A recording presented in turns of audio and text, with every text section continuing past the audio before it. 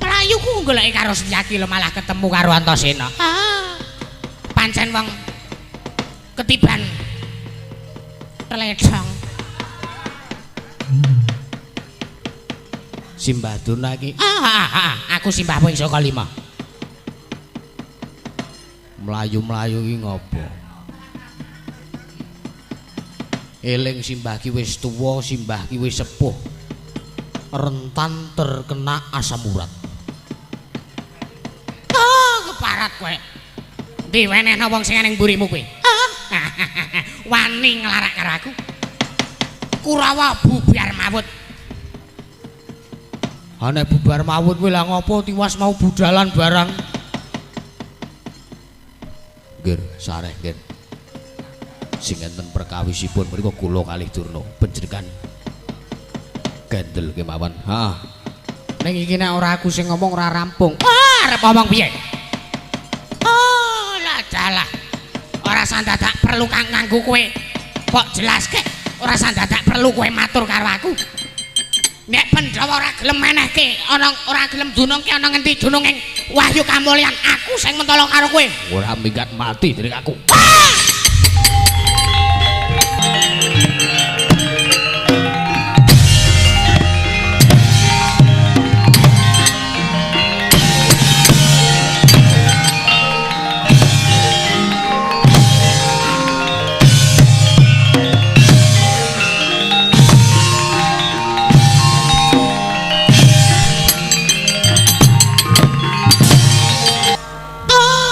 Pun mekaten ger matur sembah nuwun. Esnipun swanipun ingkang bapa menika sepisan tuwi kawilujenganipun anak Prabu Darmakusuma tuwin anak-anak kula para Pandhawa. Nggih, kasinggihan mekaten bapa nemban. Lajenging kengungku kalih. Ingkang angka kalih. Swanipun ingkang bapa menika boten saking pikajengan kula piyambak, nanging kula menika dapur dipun utus dening anak Prabu Duryudana. Mekaten. Nggih. Bilih dinten sakmangke menika anak Prabu Duryudana sampun nampi sasmitaning Jawata. Bilih Jawata badhe materaken wujudipun Wahyu Kamulyan. Mangka tuwuring Wahyu Kamulyan menika wonten gandeng janipun kalian para Pandhawa. Nggih mugi antos ing kawuringan. Kula menika ngertos kabegjanipun para Pandhawa menika sinten tiyang ingkang boten mangertos dhateng kabegjanipun anak-anak kula para Pandhawa. Putu kula Abimanyu menika sampun wungsal wangsul nggayuh wujudipun kanugrahan. Ingkang saestu putu kula pun Abimanyu menika wegit babagan olah kanugrahan. Napa melih anak kula Janaka ing Madukara menika kula mboten maido estu lho nggih, estu menika dados penggayuh wahyu terbaik se-Indonesia. Mekaten. Ya, ini anu nggih. Sepisan kemawon menika Kurawa mboten dereng nate ngraosaken wujudipun nampi wujudipun kanugrahan. Tumunten dinten sakmangke ger waleh-waleh menapa swanipun ingkang bapa ing Saka Lima wonten ing Praja Ngamarta menika namung badhe nyuwun supados para Pandhawa menika ngawon dhateng pun para Satu Kurawa. Ala ta apa? Eleke apa to nek ngalah karo kakange dhewe? Wong tuwa Kurawa karo Pandhawa. Ngaten lho, Ger. Ngaten ke dados atur kula. Kathah-lapatipun kula nyuwun ngapunten. Lan anak Prabu Puntadewa menika kula nuwun sewu. Sanesipun kula menika nyuwun dhateng anak Prabu Puntadewa supados para Pandhawa ngawon babagan gayuh kanugrahan menika. Dinten samangke ugi kula nyuwun supados paduka anak Prabu Darmakusuma nedahaken wonten pundi danungipun wujudipun Wahyu Kamulyan menika badhe tumedhak. Ananging ewa semanten paduka anak Prabu mboten saged ngaturaken utawi mboten purun ngaturaken wonten pundi danungipun Wahyu Kamulyan menika tumedhak. Ateges kula nuwun sewu. Pemungsuhanipun para Pandhawa kaliyan para Satu Kurawa menika mboten langkung kandhek wonten ing pangucap nanging dumugi batos ger anak Prabu Puntadewa. Kagatrisang kabeh rangu rinanggul kinempet keampit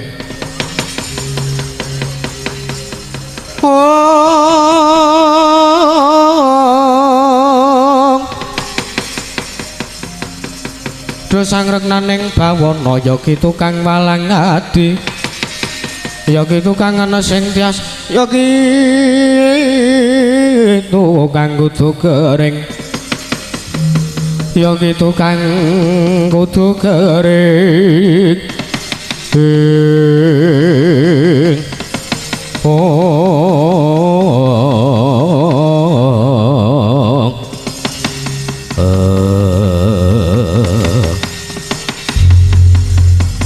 nyun pangapunten Bapak Pandurna. Paripaksa kula ingkang badhe caos wangsulan dhateng paduka Bapak Pandurna ing Sukalima. Ah, nggih, nggih, nggih. Mboten apa-apa, mboten apa-apa.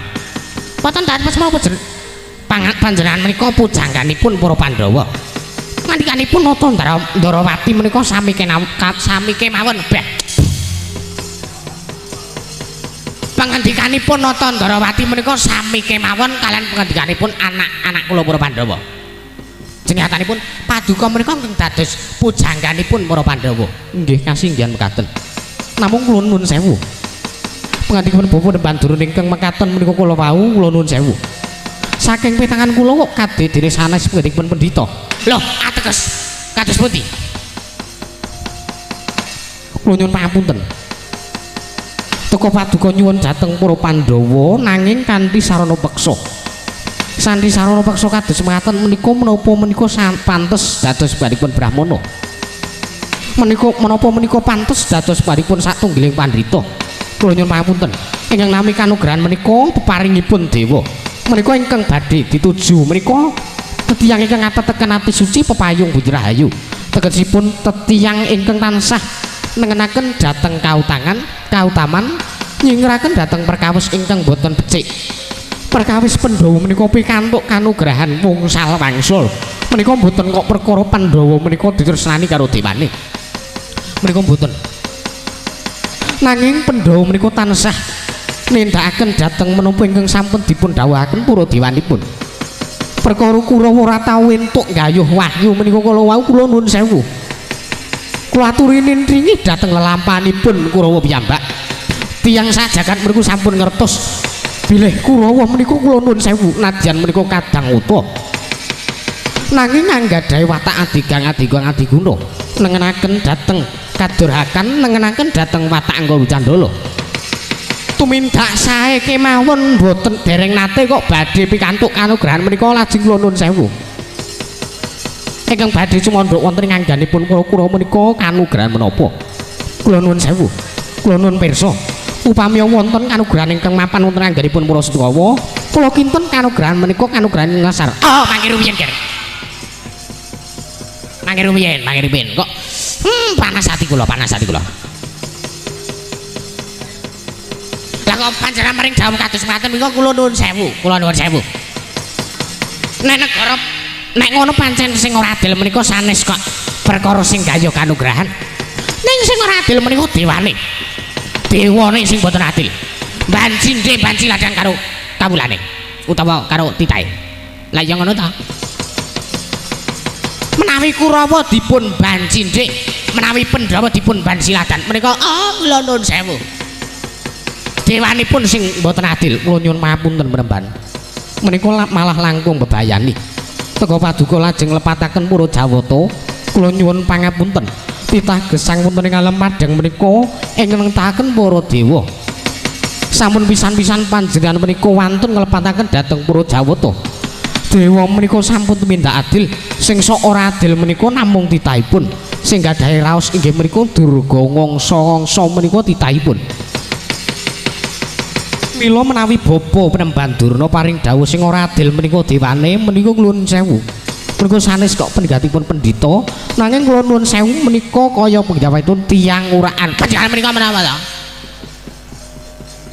Malah ngendika sing ora-ora. Hah? Kula menika sowan wonten ing negari Ngamarta, kula menika mboten sowan wonten ing negara Ndarawati. Nadyan sak kranjang koprak penggadhaking nata Ndarawati mboten badhe kula pijangetaken. Nanging sak kelimah pengirikaning anak Prabu Darma Kusuma Nalendra ing Amarta badhe kula agem ger, badhe kula agem.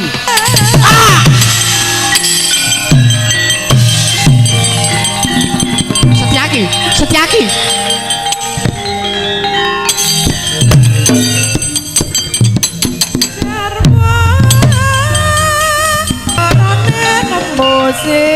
Nagatri sang kabeh rangguri ranggul kenempit-kempit do sangrenaning pawanaya kitu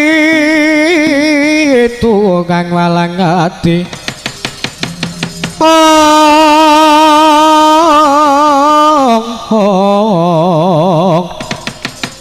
ya kitu kang kena sing tias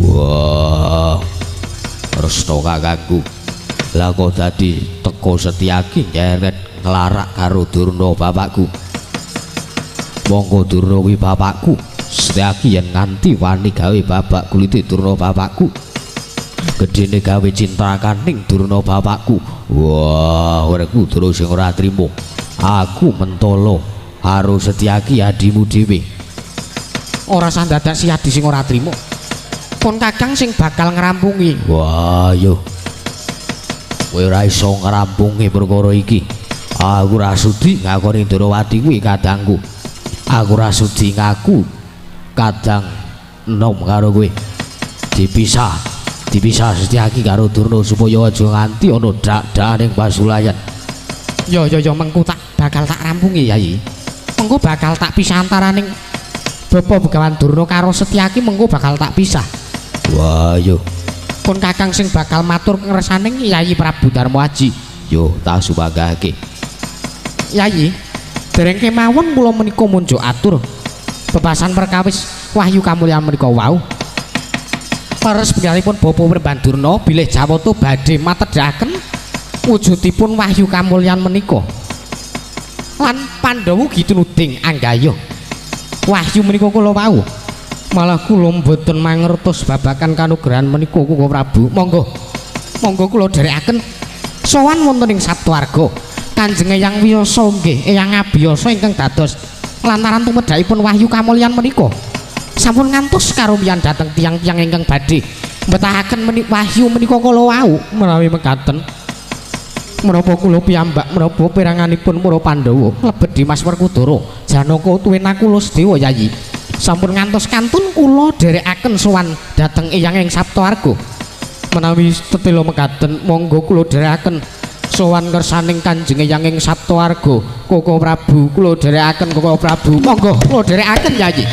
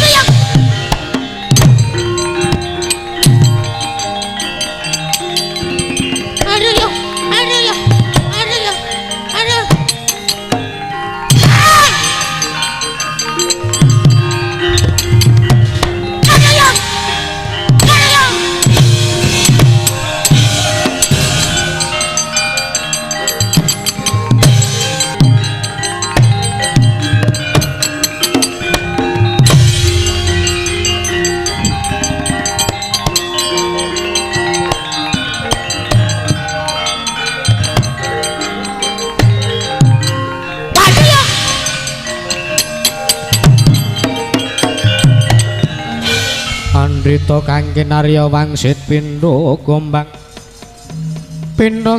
ngangacaping tawang susuh angin ngendi nggone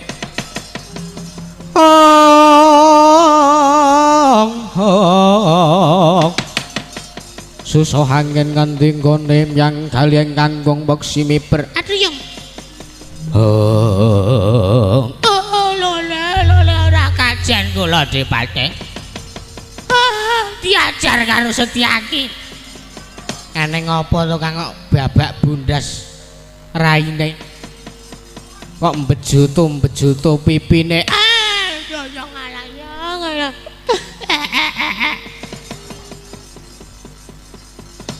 dina samengko aku wis sowan. Apa sing dadi priyane anak Prabu Duryudana tak aturke kabeh marang saning anak Prabu Darmakusuma. Oh, ganti kanyana-nyana. Dumadaan babak anglayani jujulan usuli. Oh, Setyaki nyeret saka aku saka mburi. Banjur ditoke ning alun-alun negara Ngamarta akeh wong padha sebok. Oh, aku isin Drik Patih. Aku isin. Elang apa to ya isin? Ora wadi kepiyake. Ora dikepiyake barisang di apa pacak baris. Ngrubung karo Setyaki. Ngundurke karo Setyaki supaya aja nganti para Pandhawa nggayuh wahyu. Nek ngono ayo tak dherekake Kakang ngawe sanjane para Sata Kurawa. Ayo, ayo.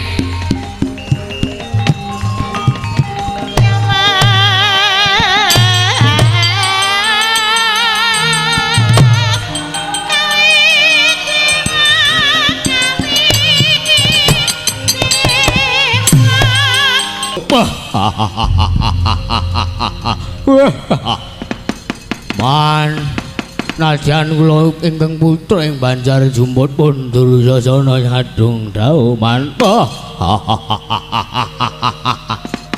Ngawe sangjaning para putra-putra Sata Kurawa wonten paring dawuh menapa man? Man, najan kula ingkang putra pun delma ganti ngaturaken kepaleng cumadung dawuh mendawuh paduka Paman Patih Halya Cengkuni. Wonten dawuh menapa lan kepaleng paling badhe paling damel menapa?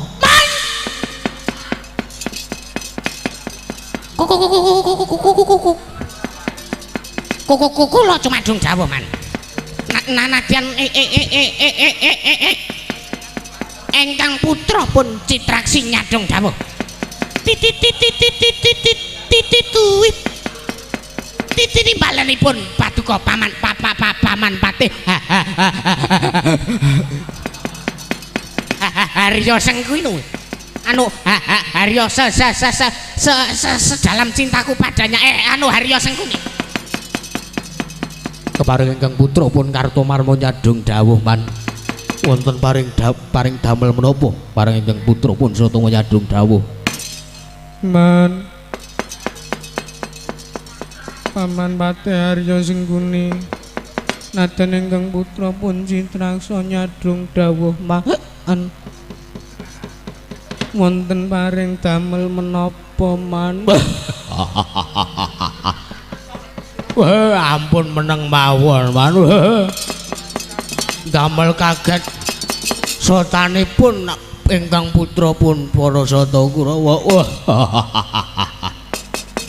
Wonten waring damel menapa? Kok sajak rengu pasuryane sajak sungkawa. Dur ngeten dawuh. Mangerti ya. Yen to dina sak mengko Kakang Durna wis kepareng rawuh utawa sowan ana ing Praja Ngamarta sing wigati. Ya kuwi njaluk supaya para Pandhawa ngalah, supaya aja nganti gayuh wujuding wahyu kamulyan nanging babak anglayani jujul anusuli. Setyaki teka nyeret karo Kakang Durna. Setyaki nglarak Kakang Durna diajar di Pulau Soro. Wah, adalah.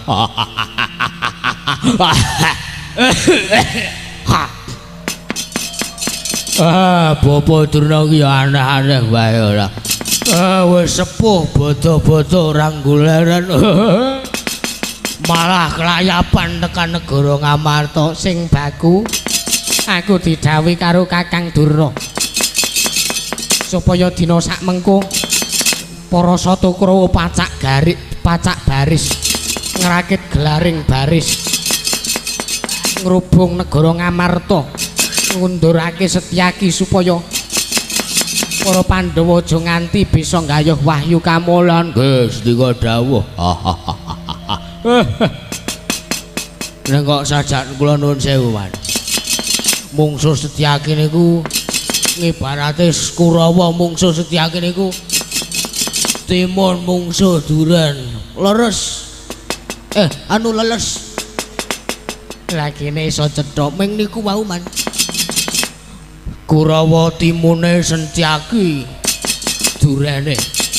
Wah, Kurawa niku ajeng mungsuh. Setyaki niku ming tangeh kelakone cepak burung keman. Wulunga mundur mawon. Setyaki niku aja kok mungsuh Setyaki mungsuh kere-kere kaya ngono kawan pun Setyaki Kurawa niku kalah. Iya betul. Citraksa menengon dhisik. Nggih Kakang Mas. Wis sing baku kowe do mangkat dina iki. Nggih, sendika dawuh. Satama Wonten dawuh. nembangot ngaraning budaling Prawadya. Nuntun ngestakaken dawuh. Kepareng nyuwun pamit madal pasilan. Sing ati-ati aja kaya bocah cilik. Satama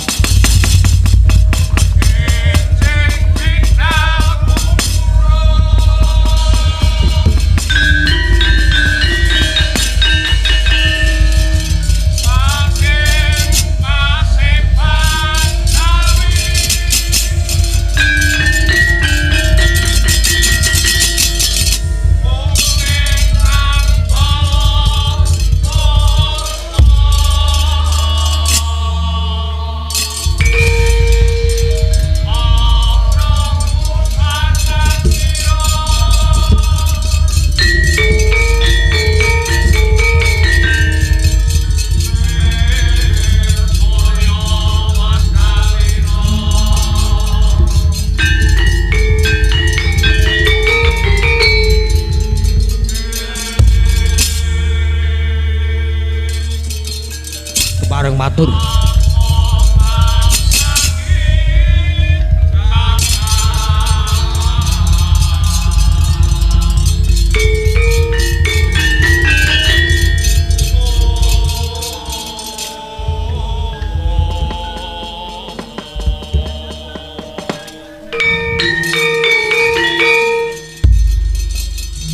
Kepareng matur.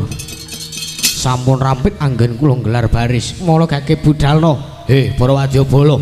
Kula. Lumaksana magita kita.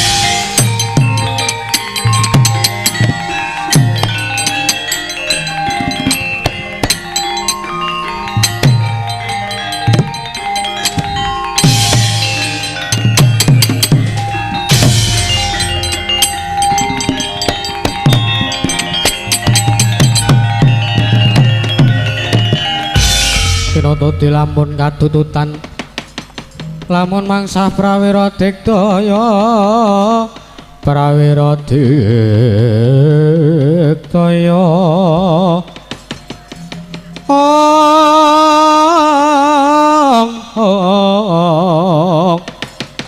turun anggono magawya glarira wang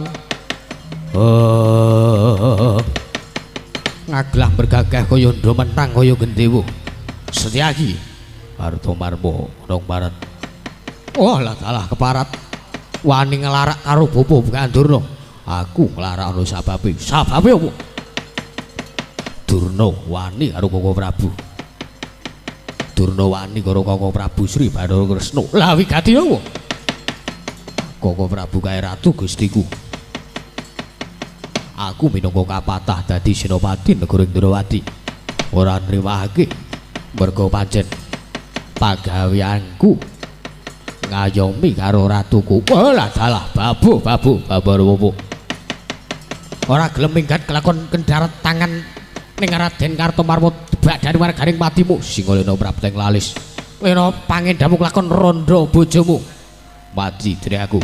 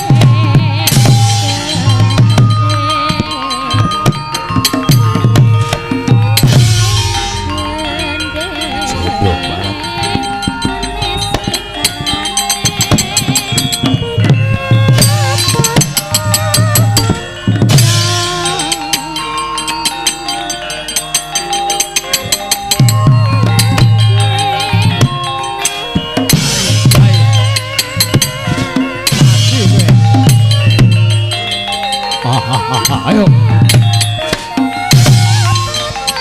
mati kowe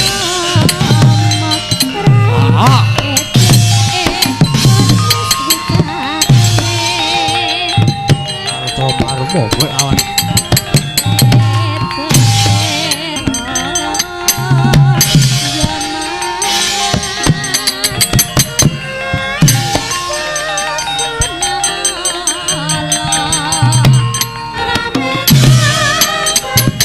Aduh,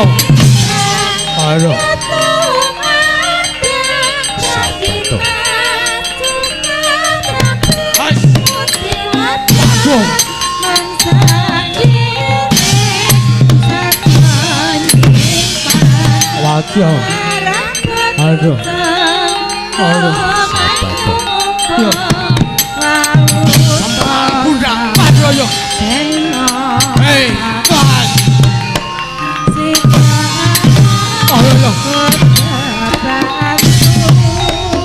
aduh,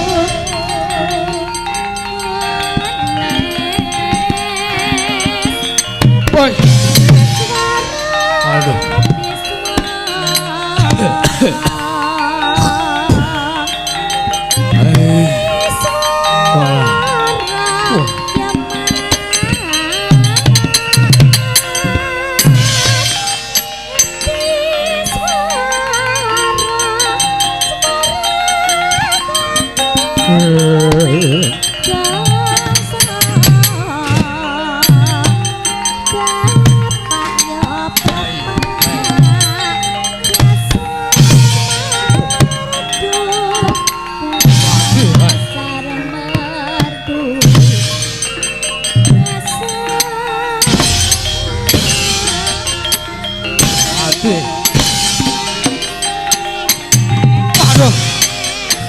Aduh,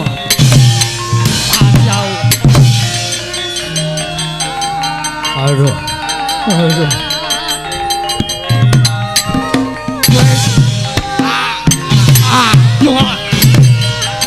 hei,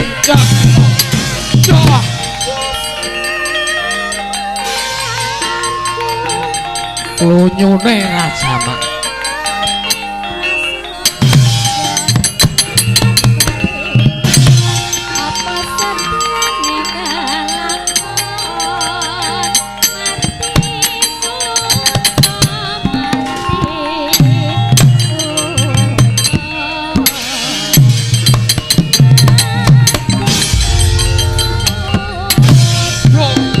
Ayo, yo, yo.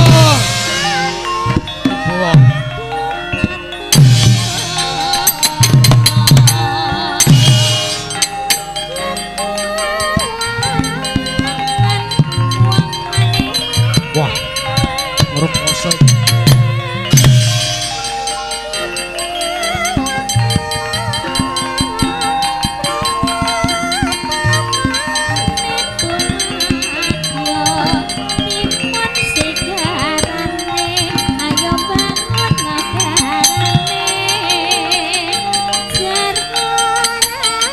Cocok tuh.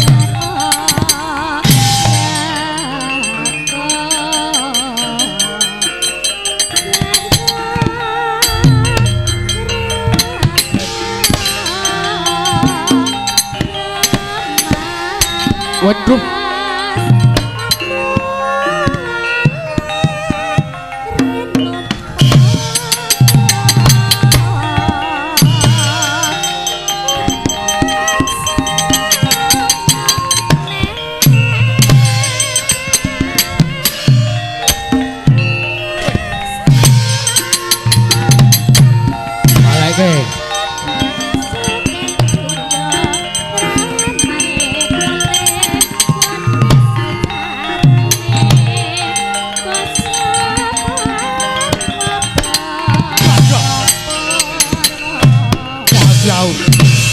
Jauh. Aduh, mati. Alah. Wah, panjang. Hei. Yo.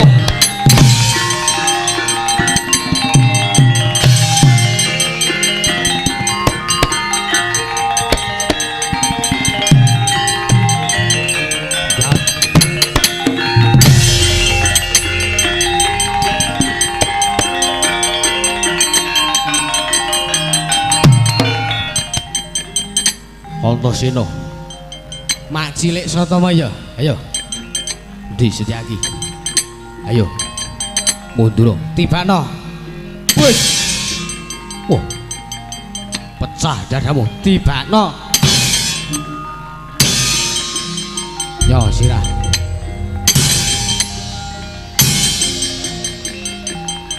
Janjane menungso apa to? Aduh. Aduh, mati ya.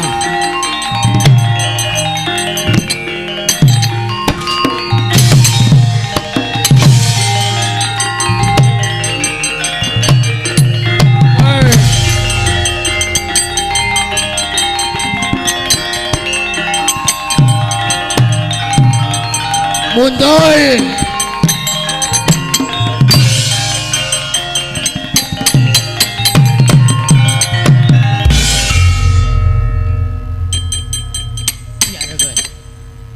Apa tadi? Wong ngene ra ngopo-ngopo kok moro-moro ngantem. Ya jengkel. Menungso apa kowe? Antasena iki. Lah iya ket mawaku.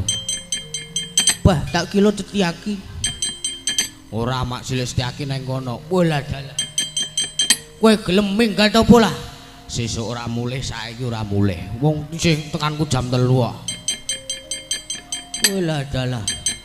Apa kowe wani kalau Pak dimudul mogati? Lah sing tak wedeni apamu? Ayo. Kowe apa aku dhisik senengane mati? Mesti wae aku. Mesti wae kowe. Piye ta iki? Wis saiki ngene wae. Apa ngene wae? Aku temen sak puasmu, sak kuatmu. Tekanku jam 3 yo. Yo. biar padang ya ora apa-apa. Wis nyoh. Mati drenaku dibakno. Wis ditata, wis. Mati drenaku.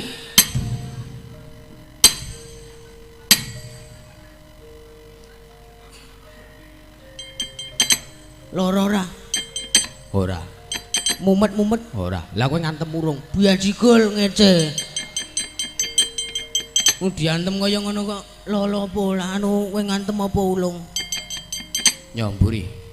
Aku iki anakmu. Anak iki kudu ngabekti karo wong tuwa. Ayo senyok kakean temen buri. Modal di ngaku dibakno.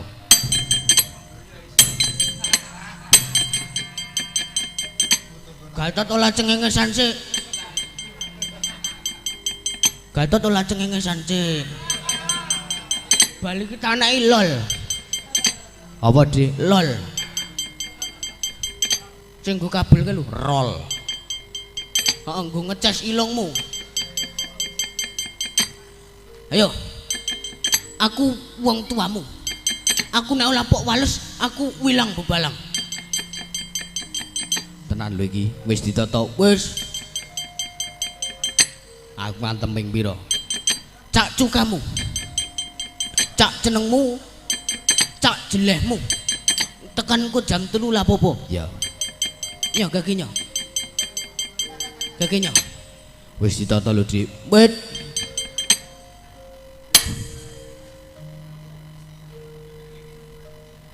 Nyo. Loro ora? Kowe ngantem ulung, ngece genti kowe. Wis nyo.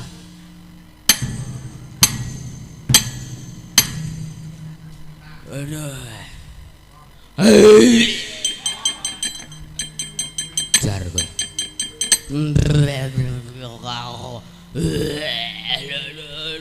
Cemana cena. Ajikul. Terleman ajikul asma. Aduh anto cina ngantem cak kalepe dhewe. Ngantem cak celu-celune. Kula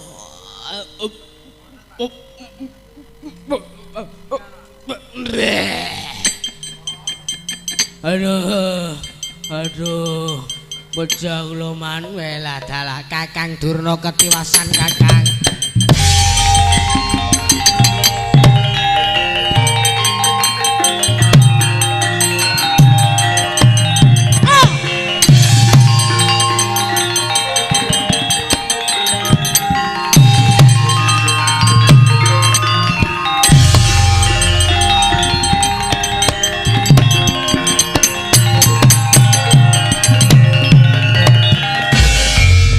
Pandhita kang kinarya wangsit pindha gombang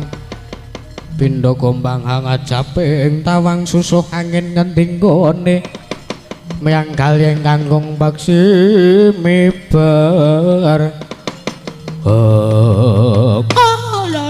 lole lah kok teko mlayu ku goleki karo Setyaki lho malah ketemu karo Antasena.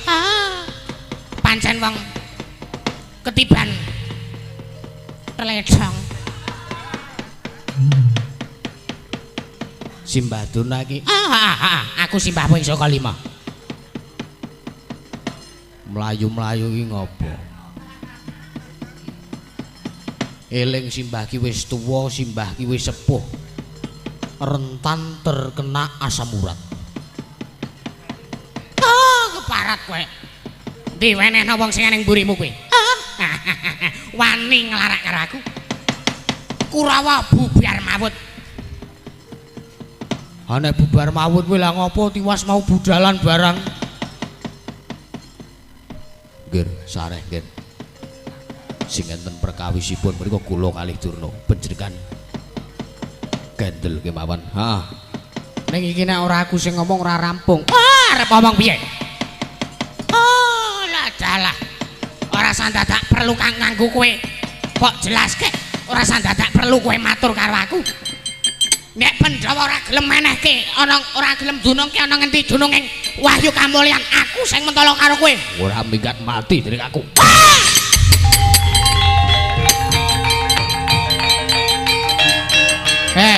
Mas cilik, sareh.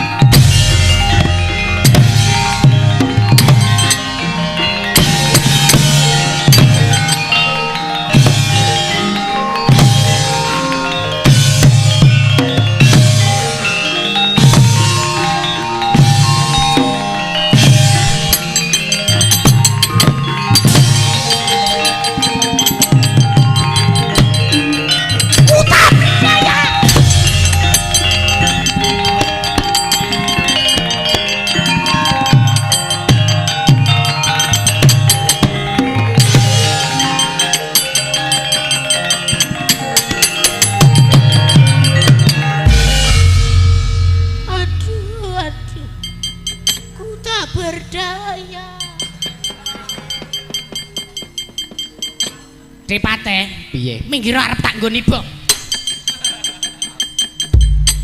Wong tuwa ora tata. Wong ket mau kok kono mlayu njur mandrik kok malah nyolot. Oh, karang kula niku senengane nyolot. Oh, keparat. Dipate, Piye Kakang? Setyaki ra kena dindake. Paripaksa kudu golek sak biyantu. Ayo tak jerekake. Menyang sapa kudu njaluk pitulungan. Engko sik kae sing wayangan meneh kae. Ting ting ting ting ting, ah mburi kelir kae. Ayo. Oh, iki ora kaya ngene, ora aku sing matur karo Eyang Bathari Durga ora rampung perkarane. Iya ayo tak jerekake Kakang menyang Pasetran Gondolo Mayit. Ayo ayo.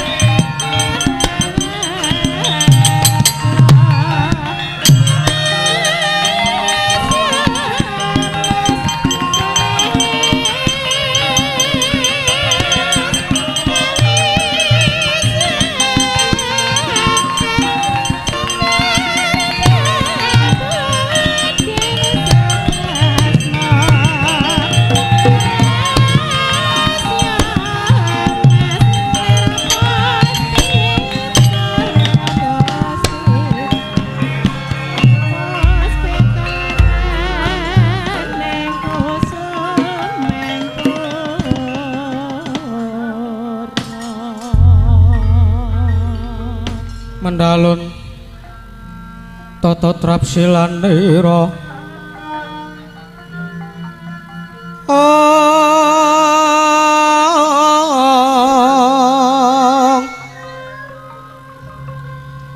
ngaca mangken astanira kalih astanira kalih pisan yen ngandika magawe pranta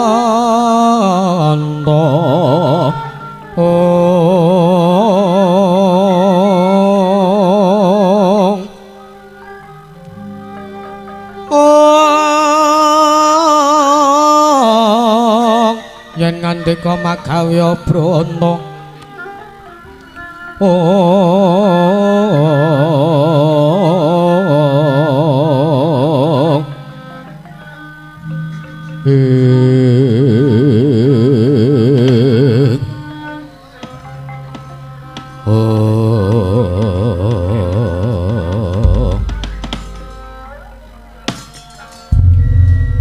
Titian kula rudyan Mas Patih Raja Dewaku. Batu-batu mula kahanan dandang mangure panas. Akeh sangjaning para baju barak ingkang padha nungsang puyang numbuk bentus mlayune merga ketaman gara-gara. Batu-batu ana titah pujangkara sowan ana ing ngarsa ulun. Iki ora pangling kaya Begawan Durna Ingkang suwan Padhararja sak praptamu Kumbayana. Oh, namit pasang kelimat kabeh.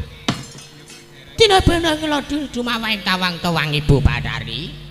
Kepareng ingkang putra pun Kumbayana ngaturaken sembah sumungkeming pangabekti kula kunjuk sanda padha paduka Kanjeng Ibu Bathari ing Dandang Manguri. Yo ulun tampa pangestu ulun tampanana. Kula punika jimat paribeh dayanana ing kasantosan. Sawise satata anggonmu ngadhep ana ngarsa ulun. Banjur ana wigati apa dene sowanmu sengkan-sengkan tanpa puwoyan. Oh, kula nuwun sewu Kanjeng Ibu Bathari. Sowanipun ingkang abdipun Kumbayana menika samangke waleh-waleh menapa namung badhe nyuwun kawelasan. Kawelasan piye Begawan Durna? Sanes kawelasan babagan Brana Picis, sanes babagan derajat pangkat. Astunipun panjenengan menika sampun pirsa bilih ingkang abdipun Begawan Durna menika dados pujangganipun para Satakurawa. Pujangga negari Ngastina, pujangganipun anak Prabu Duryudana. Monggo dinten sakmangke menika kula menika Pak pinasrahan dening anak Prabu Duryudana supados saged kasempatan anggayuh inggih punika wujudipun wahyu kamulyan. Ananging mugi dados ing kawuningan Kanjeng Ibu Bathari bilih wong salwangsul para Satakurawa menika pendak-pendak anggayuh wahyu menika tartentu gagar tanantuk karya. Dipun sababaken inggih menika wontenipun para Pandhawa 5. Mergi para Pandhawa pendak-pendak anggayuh wujuding kanugrahan menika tartentu kasembadan. Kanugrahan menapa kemawon tartentu dipun kukup dening anak-anak kula para Pandhawa. Milu saking mekaten pametanganipun ingkang abdipun Begawan Durna nek Pandhawa isih urip wonten ing alam padang tartentu anak Prabu Duryudana boten saged kedunungan wahyu. Kurawa boten saged anggayuh kanugrahan. Milu sawanipun kula wonten ing Dandang Manguri menika kula nyuwun kanthi sanget dumateng Kanjeng Ibu Bathari sageta sakmangke paring sabiyantu dhateng kula supados kula saged mejahi dhateng pun para Pandhawa amargi petanganipun ingkang abdi ing saka 5 menawi Pandhawa sampun pejah tartentu mboten wonten malih ingkang saged nggayuh kanugrahan kejawi mung kanugrahan menika kula badhe tumedhak dhateng wayah paduka pun para Satakurawa Ibu Bathari.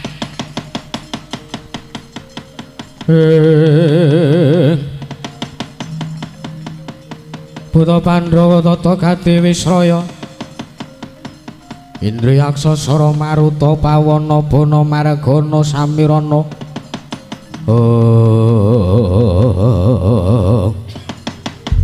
Batu bat sodhe likur dina Begawan Durna yen to kaya mangkono kepasang yogya katuju ing nginu dene wis sawektara wektu wadya balaku para baju barat jem setan priprayangan ilu-ilu banaspati englek-englek balong atandak lan para dubreksa wis suwe ora mangan daginging wong Sukerta. Mongko Pandhawa kuwi kelebu wong Sukerta. Mula nggonmu nyuwun pitulungan karo ibumu ya kuwi Pandya Bathari Durga. Tak lulusake, Nger, tak lulusake. Oh, kula ngaturaken matur sembah nuwun. Tanpa pepindhan dene sakmangke Paduka sampun kersa sabiyantu kaliyan Kang putra pun Begawan Durna. Kowe ora sah wedi kangelan Pulunggana. Ana dawuhmu apa Ibu Bathari? Kowe melu karo Begawan Durna, manjinga ning awake Begawan Durna. Durna, kowe caketana para Pandhawa. Tantangan para Pandhawa yen Pandhawa padha murina atine ora trima mbok tantang. Tumuli bakal prayit nyikara karo kowe. Ora sah tumandang. Pulunggana men metu saka awakmu. Nyokot kelawan para Pandhawa yen lumrah mesti Pandhawa bakal tekaning pati. Begawan Durna, oh ngestaken dawuh. Oh, Pandhawa. Mati kowe dina iki. Oh, menawi katon tumuntun dinten sakmangke. Ingkang putra menika inggih menika pun Pulunggana menika. Ah, supados sakmangke mancing wonten angganipun ingkang abdipun Begawan Durna. Pulunggana. Apa? Ora sandadak ketayalan golek daginging para Pandhawa. Nanging kowe mung gari mapan ana angganing Begawan Durna. Nanging nganggo watak panglemunan. Tegese kanthi laku dedemitan aja nganti ketara disawang dening sapa wae. Kanthi cara panglemunan mau kowe bisa nyikara kelawan para Pandhawa. Ya Ibu Mbak Bathari aku njaluk pamit. Dina sak mengko aku bakal manjing ana angganing Begawan Durna. Tuk muli nyaketi para Pandhawa. Ibu Bathari, kepiye? Kula nuwun sewu menapa nika ingkang ajar matur utawi ngendika menika nembe. Sak menika iki pancen kaya mangkene karang iki bocah bajang. Oh, mekaten. Iya. Ibu Bathari. Aku njaluk pamit nyak kethi karo para Pandhawa. Sing ati-ati aja kaya bocah cilik, Ger. Ulungkana.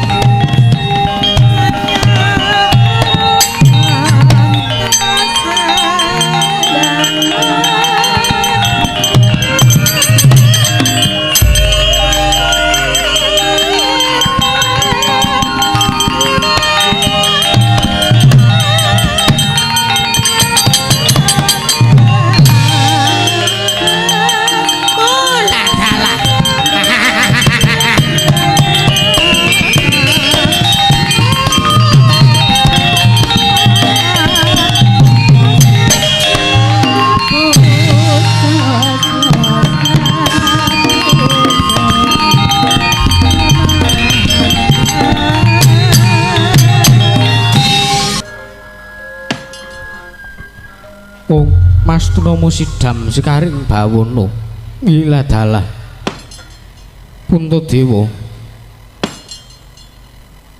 sawise sira sowan ana ngarsaning sun eyangmu ing Saptawarga muga dadya kawuningamu nggir puniyang sing wis nampa sasmita saka para Jawata dadi lantaran tumedhak ing wahyu kang aran Wahyu Kamulyan.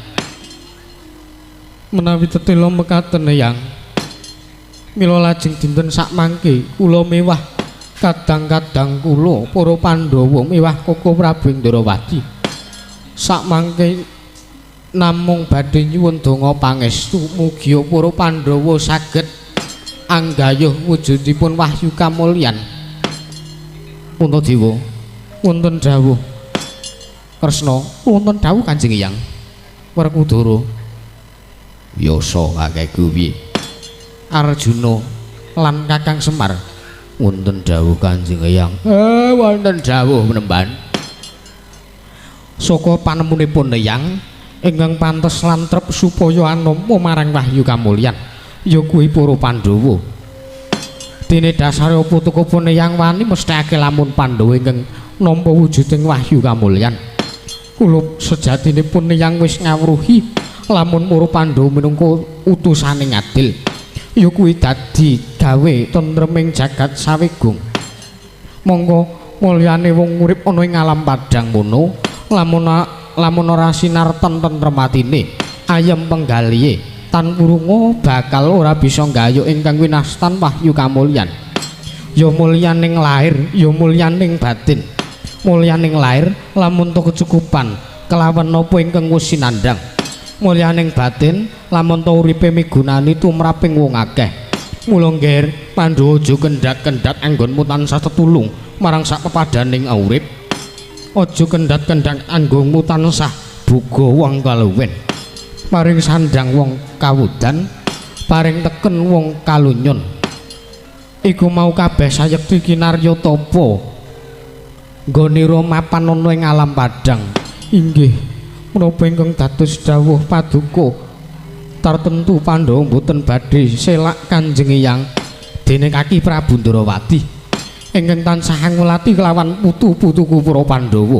Aja kendhat anggonmu tansah njejegake marang kang bengkong. Aja kendhat nggonmu tansah benerake kelawan kang luput sabab becik dikaya ngopo Pandhawa munuti taswantah. Ingkang kedunungan ina lali salah apes lan mati. Elingana lamun nedeng lali dandanana lamun nedeng ina. Linggih ngestaken dawuh paduka Kanjeng Hyang kanthi kaya mangkono nggone urip ana ing alam padhang bakal nggayuh kelawan tentrem lan ayem. Wong kang wis kasembadan kelawan tentrem lan ayem mau sakti bakal iso ngrasake kelawan kamulyaning urip. Mula kang sangka kuwi ngger wahyu kamulyan kuwi sayekti ora mawujud lan ora karasa lamun wis mapan ana angganing sira putu-putuku para Pandhawa sebab mulyaning sira ya mung sira dhewe ingkang bisa nggayuh lamun mrucut nggonira nggayuh kamulyan sayekti selawase urip kita ora bakal bisa ngrasakake apa ingkang winastan mulya kuwi mau ngger Puntadewa Arjuna Werkudara padene Kaki Prabu Ndarawati nyaklangening kalangyuan aglar pandan boncar tinon ler kakonang surem sorotetan padang kasolan pajaring purnameng gagono dasaring bangsa katiga Drengantos paripurna ingkang samil bawacana para ganti ucapan dadak sakuling mangke rawuhipun punakawan sowanipun Petruk Kantong Bolong damel kaget kang samya mulat Pandhawa Pandhawa yoga mula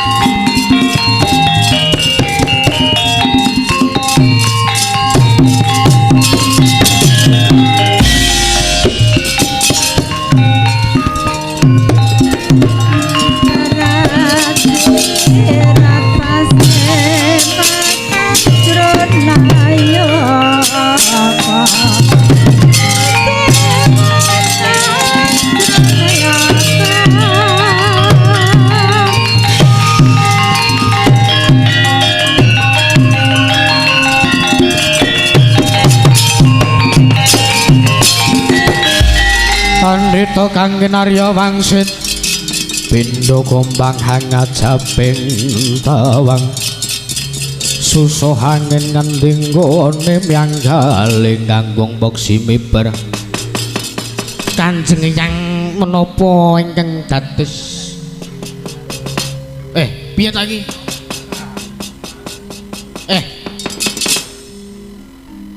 Penemban kula matur bilih dinten sak mangke ing Jawi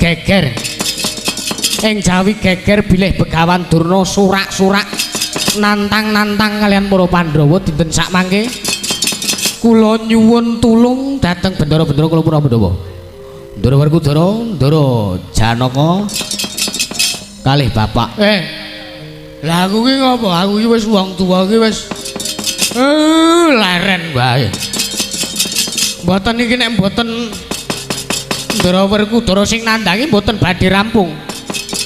Petruk ana apa dene sira sowan ana ngarsaning ingsun. Kepelajar ana apa Petruk atur uninga. Biyen ditasak mangke Begawan Durna ngamuk punggung Suratanta Nirbaya.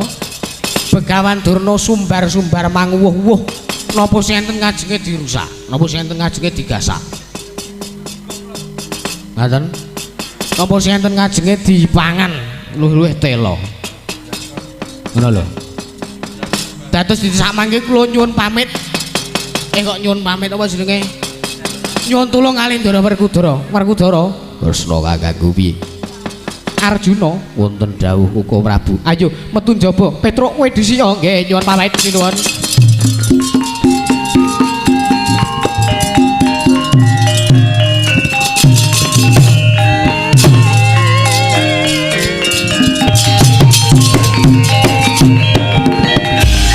Konjang kancing langit kelap-kelap katon ler genjang alis risang maweh gandrung sabaran kadelo wukir moyak mayik saking jas balewur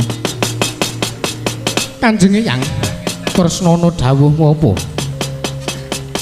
kula badhe nyuwun pamit lilana dinten sak mangke kula medal Jawi kan adi-adi kula para Pandhawa kaya adi kula Werkudara kelawan Janaka yo sing ati-ati aja kaya bocah cilik. Ananging Kresna lan para Pandhawa sadurunge kita kabeh ngadepi Begawan Durna mrotogake tampanana wujuding wahyu kamulyan wis sing para Jawata wis paring sasmita kelawan panjenengan ingsun minangka ingsun dadi lantaran tumedhaking wahyu kamulyan ngger putu-putuku para Pandhawa.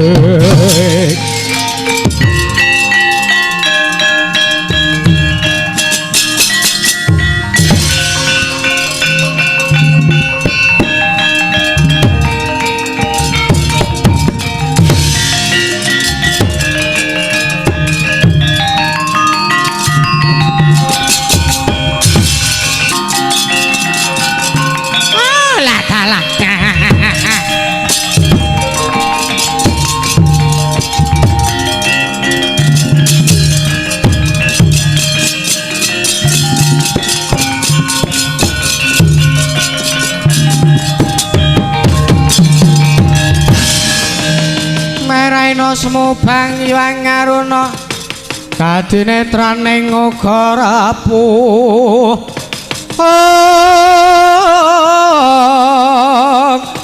sabdaning ugi lorengan negara saged kene dunganing gong ler wuwu sing bene panca lole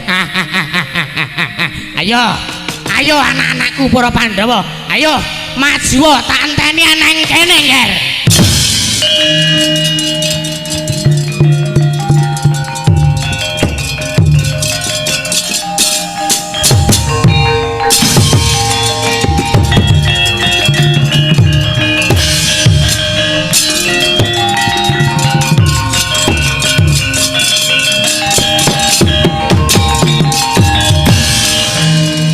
Gonjang ganjing langit kelap-kelap katon lir ganjang lis risang nawe gandrung. Wah Durna bapakku ngumbar guna kasantikan ngumbar guna kaprawiran sumbar mangwuh-wuh ana ing alun-alun negara Ngamarta. Wah nantang karo para Pandhawa. Iki sing tak anteni. Iki sing tak anteni. Ayo, Werkudara, nek to pancen kadangmu tuwa ya si Puntadewa. Ora gelem dunungke ana ngendi bakal tumedhaking wahyu kamulyanan ora gelem menehake wahyu kamulyan karo para Satukrawa. Mak ngerti dina sak mengko. Aku wis serep kadigdayan. Aku wis serep guna kanuragan. Aku wis serep guna kasantikan. Wah, mati jere aku.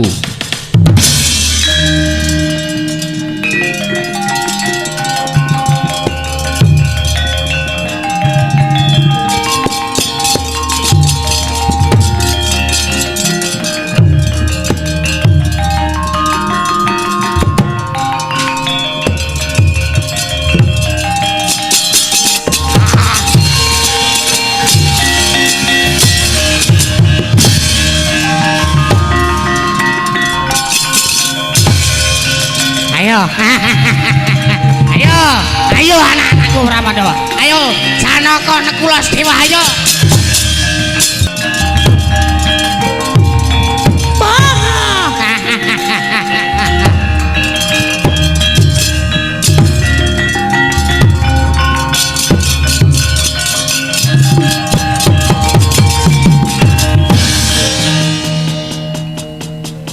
Bapa Penemban Durna. Piye? Wis nglumpruk tanpa daya. Mboten kok saking mekaten.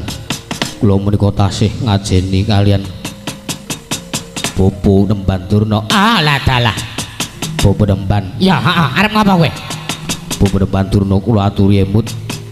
kula aturi emut dhateng Purwodesina menawi bapa nemban kepareng ngersakaken wahyu kamulyan kula caosaken tangan kula kekalih nanging sampun ngantos nilar dhateng tata kramaning kabrahmanan bapa nemban Durna. Ora sandadak kowe ngelingake karo aku, ora sandadak ngelingke aku. Pinter jero langit isih menang bukan Durna tinimbang kowe. Apa kowe mbok anggap aku lagi lali? Apa mbok anggap aku lagi lirwa karo kewajibaning kabrahmanan? Ya iki sing bakal tak tindakake. Ya kuwi netepi marang pujangganing negara Ngastina. Pujangganing Nata Prabu Duryudana, anak Prabu Duryudana. Oh, yen aku ora iso gawe nata ing Ngastina gayuh wahyu kamulyan. Oh, tutur kawur ora ana gunane. Aku urip ana ing alam padang. Bapa nemban boten saged kula emutaken. Ora. Anggep aku lali, ngono piye? Hah? Kok to elengke? Kowe arep ngopo? Kowe arep ngopo kowe Janaka? Kowe arep ngopo? Menawi bapa nemban Durna boten saged imut kula ingkang mentala kalian bapa nemban Durna. Oh, lah dalah. Kowe arep mentala karo aku ki ora ana ajine. Mergo kabeh ngilmumu kuwi saka aku. Ngilmumu guna kanuragan, guna kasantikan kuwi saka aku kabeh. Ngono? Oh, dadi kowe arep nglawan aku ora ana ajine. Nuwun sewu bapa nemban kula menawi kula wantun kalian paduka bapa nemban.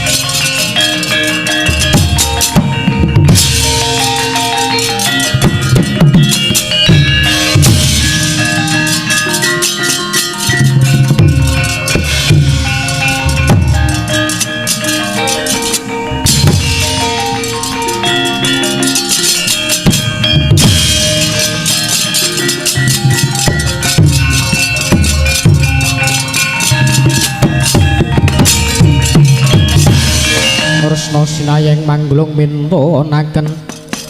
mintonaken driwe kramanira Werkudara mundur. Wah, yo. Ning aku kaget. Aku mrepeki karo Durna bapakku, atiku kaget. Lu kaget sababe piye, Yayi? Wah, bareng aku arep ngangkat arep bopong arep banting Durna bapakku ana barang ireng-ireng nyokot karo ning guluku dadekke panas awakku. Wah, Kresna kakangku, nek ora kowe sing njaluk pitulungan, nek ora kowe sing nulungi ora bakal bisa rampung. Ya wis, kowe mundur dhisik. Wah, kae Durna selak ngamuk. Wis kowe mundur dhisik, Yayi. Wah, yo. Edan ana wong kok iso ampuhe kaya ngono. Kuku Pancanaka. Wah, ra tedas. Gada rujak polo. Wah, ning lemari. Wis kana mundur kono. Wah, yo. Petruk mau cicil ngopo? Kece. Mboten. Kece.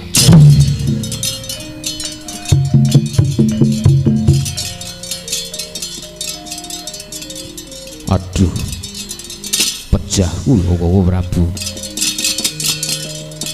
Janaka yo mundur kalah Kawon.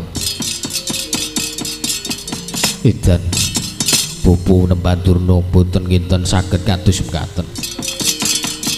Teka wonten hawa panas ingkang tumama wonten ing jangga kula Koko Prabu. Ya wis kowe mundur kono. Nggih, ngestaken dawuh. Petruk mencicil ngopo? Ngece. Mboten. Ngece.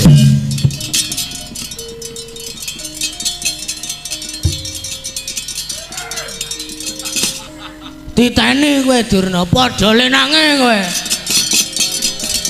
Ditani nang perapatan kok ya.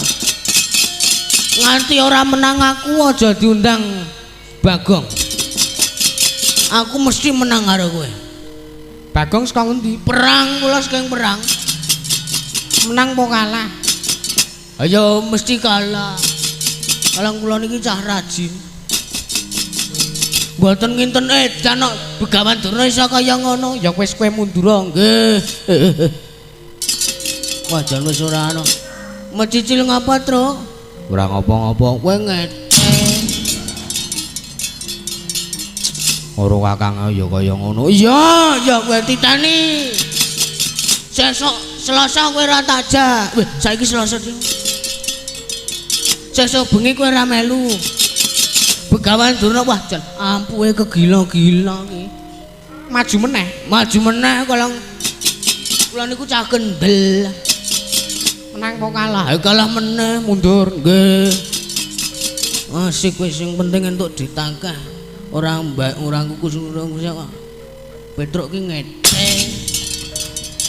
Sik to bocah ki kok rumangsaku kok. Oh, ngubungi balik. Oh ya, siap. Cepak idrai. Bagong mundur kono nggih. Kan kene Petruk mau cicil ngopo? Blas. Wis delekke kene. Men ku arep tekan kene ya men wis. Ilang-ilangan dok siji. Iya kowe asem. Wis ora ngajeni babar blas.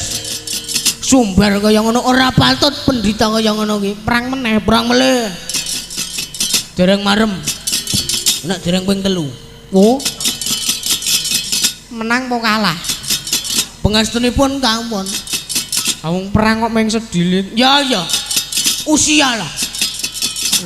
Usia. Mundur kono nggih. Wah, jan wis ora demenake ngono. Anu kula tak medal mriki mawon. Oh, asem ngerti arep tak coblos wetenge kok ora. Iki lha dalah Petruk, Don. Gareng ndi? Si. Reng, timbali ndara. Apa yaene nimbali ki Truk wis wayahe ngaso. Kae timbali sinuwun Kresna. Wah. Wonten dawuh sinuwun. Ayo kakangmu anu adi-adimu ya diklumpukke nggih. Truk. Kowe ya dijak rono. Ya, disik.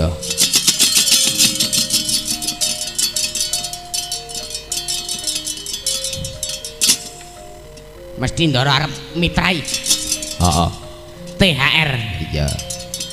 Gong kowe ra rene. Aku wedi karo Petruk. Coblos wetengku aku tak nang kene wae. Kowe ngerti ora? Kae ning ngangganing Begawan Durna kae. Kae ana wujuding napa? Lho, gagi, sawangen to, sawangen. Lho. Wah. Lah kok kaya ngono? Wah, lah kok andang semono? Wah, yo ngandang semono. Wah, jan. Wah, gila nih. Gang, Truk. Kecandrak apa sing marai Begawan Durna digdaya? Pendak-pendak dicaketi mesti enten tuyul metu saka angganing Begawan Durna. Bener. Kae nek ora Punakawan sing nandangi ora bakal rampung. Nggih, nyuwun pamit, Ndara. Sing ati-ati aja kaya bocah cilik. Nyuwun pamit, Ndara.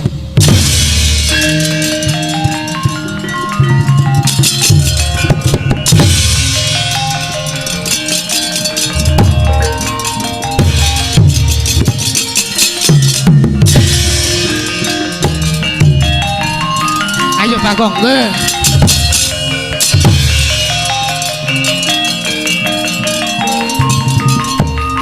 Jan wis ngrekoso tenan iki.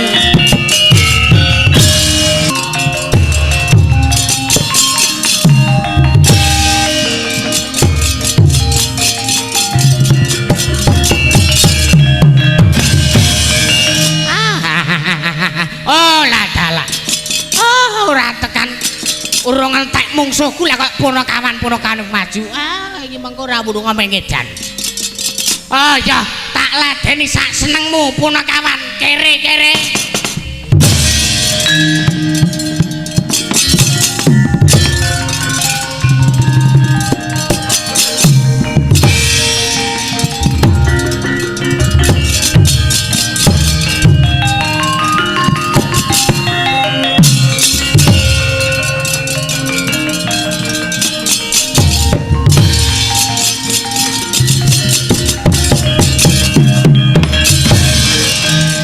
Kenjang ganjing langen lap-lap katon lir kenjang lis-lisan mawe gandung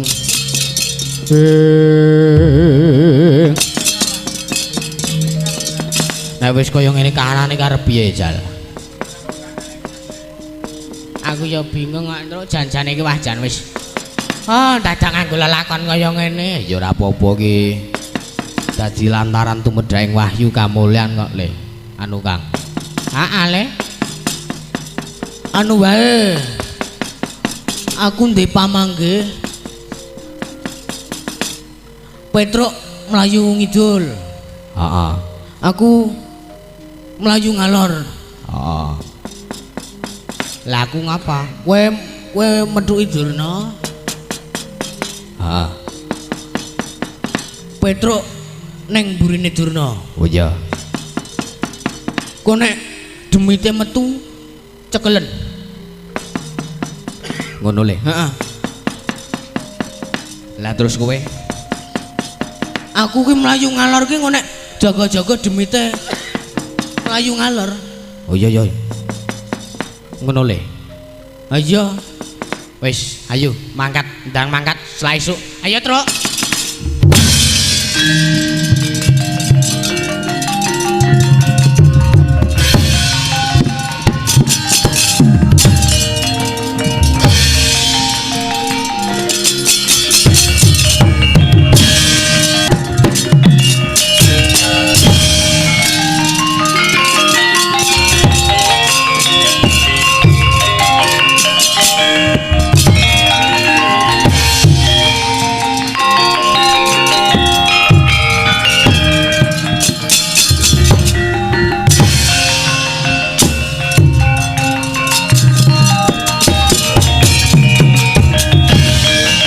Mondabler nentap duka yaya sinipe netra kocak ngondaran dir Lah lole.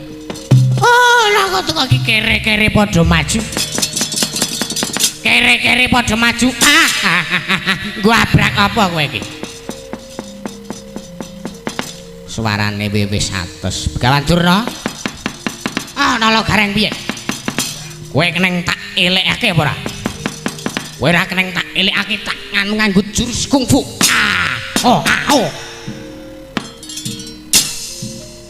Mati jeneng aku. Anggapmu aku wedi. ora wedi ya. Ki, jelok ki. Epek-epekku ki nek wis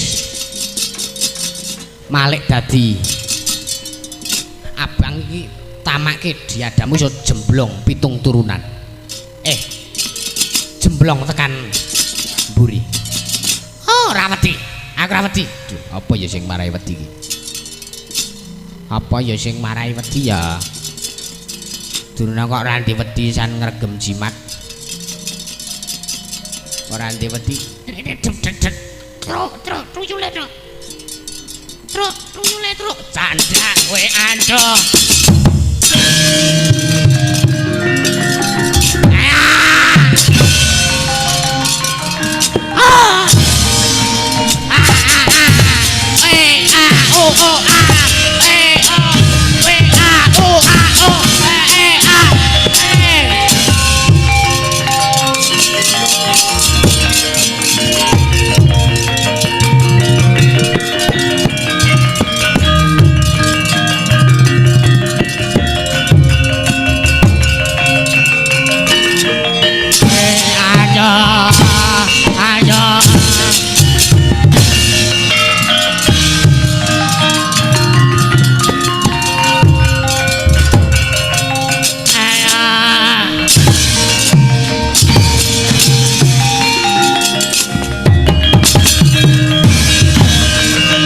Pedro aku culno iki meneng.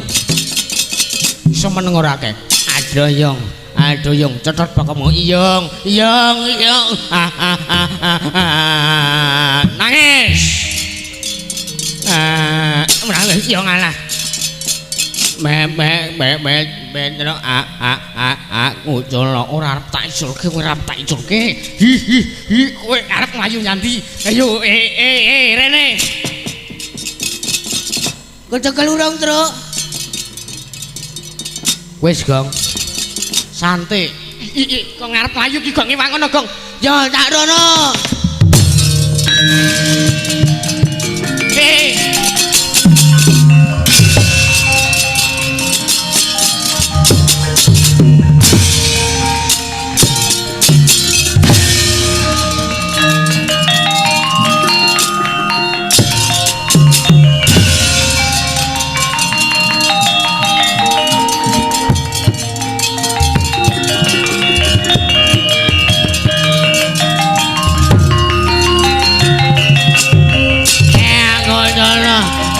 Sabar.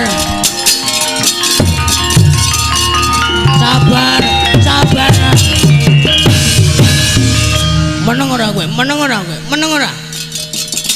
Wis iso meneng ora kowe? Iso meneng ora kowe? Mbak Gong aku jol-jolno. Yung kong Ngopo ta, Truk? Kleru gunaku. Ya sari ya sepurane kok ya. Aduh Bagong. Yung Gong. Wong edan ora Gong. Iki gunaku. Ngarep di bedan kok meneng wae. Ya mune ket mau. Aku wis buka jangjung ki aku iki padake apa to le. Ayo kowe mulih ora? Tuyul kowe edan kowe. Kowe sing sok nyolongi ditku ta? Ngaku wae kowe. Bagong. Pedro aku culno ora arep tak gawe maca kowe.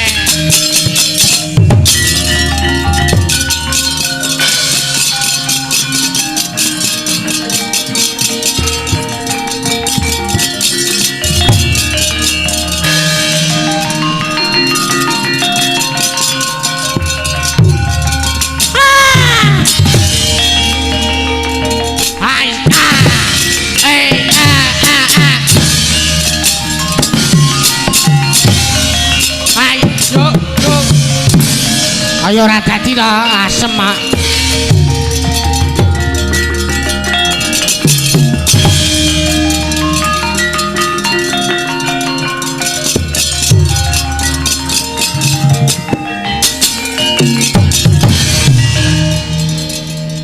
Iki ora ngene iki to.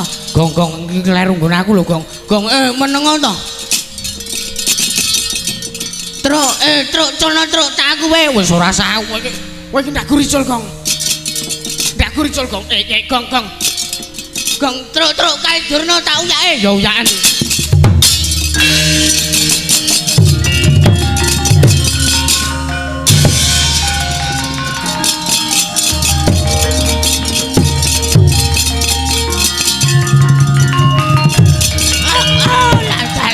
Ayo.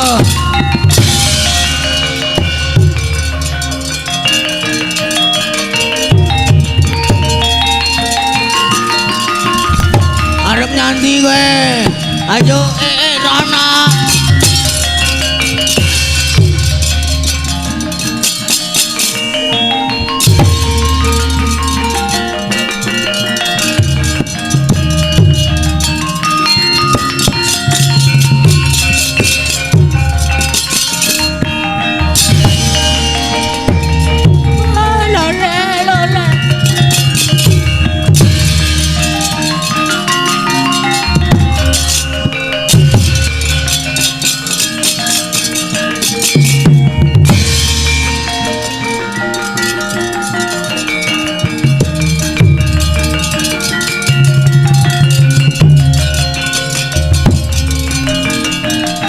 Tuyule Aduh, mati aku.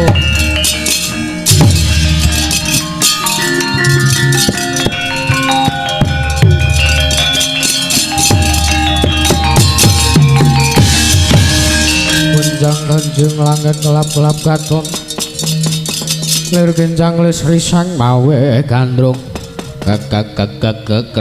Kresna aku jan jaluk urip Saedan Bali sesuk sekolah siwa Semar sesuk isih prei tekan tak tanggal 9 Kakang Semar prene kurang suwe aku le mayang Ibu Badari nangis kono kandhake mbokmu bagong ora kurang ajar tak kelet tak dan dadasmu mulai njaluk ngapura karo Sinuwun Kresna Prabu Kresna aku njaluk panganan anu pangapura aku wis wah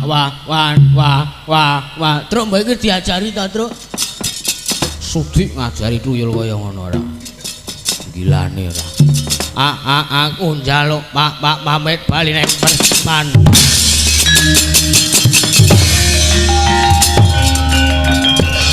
sarep tani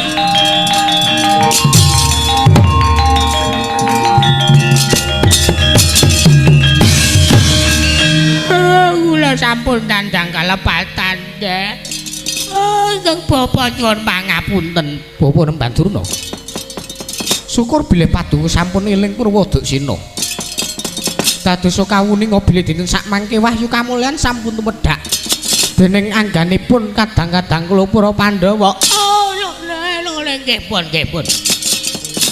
mboten gayuh wahyu mboten menapa-menapa benjang kula gayuh malih kula nyuwun pamit monggo kula aturi kundur Ratu Liwangsa wonten ing pertapan Sukalima nyuwun pamit Den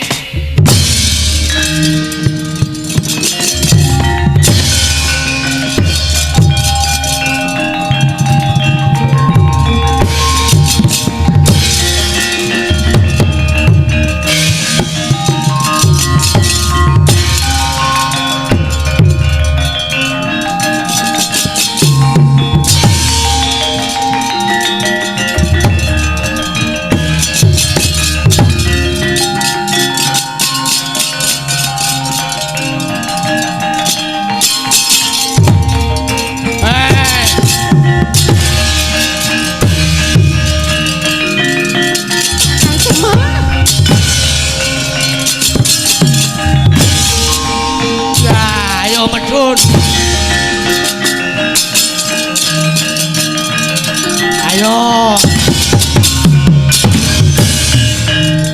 Kakang Semar batu baculno ora arep tak culke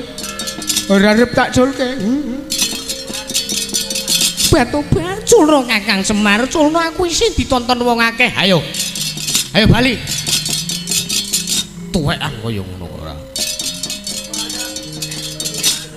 Durga wonten Jawa alias Trinil batu bat panjenengan mriku kok ayo bali kula nyuwun pangapunten dipun uculaken ayo bali nun sewu menawi tasih panjenengan gojake nggih boten badhe wangsul ayo nggih nggih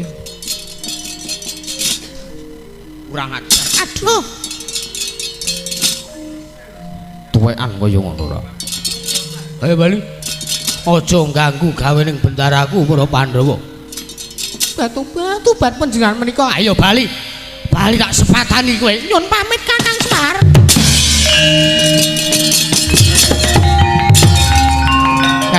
pajang perkarane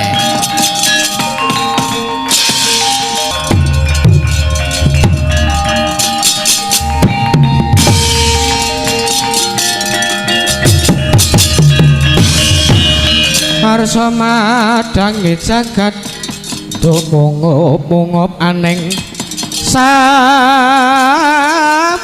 ing ukir marep babang sumirat kenong sarating surya mega lan kunong